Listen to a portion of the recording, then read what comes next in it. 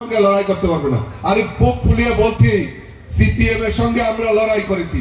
সেই লড়াই ভারতীয় জনতা পার্টি কিভাবে লড়াই করতে হয় 2018 আগে আমরা তা প্রমাণ তা কাগজে কলমে দেখিয়েছি। ওই সিপিএম এর ভয় দেখিয়ে ভারতীয় জনতা পার্টিকে রোকা যায় না। আমরা চাই প্রকৃত উন্নয়ন, আমরা চাই ডেভেলপমেন্ট, জনজাতি এলাকার ডেভেলপমেন্ট।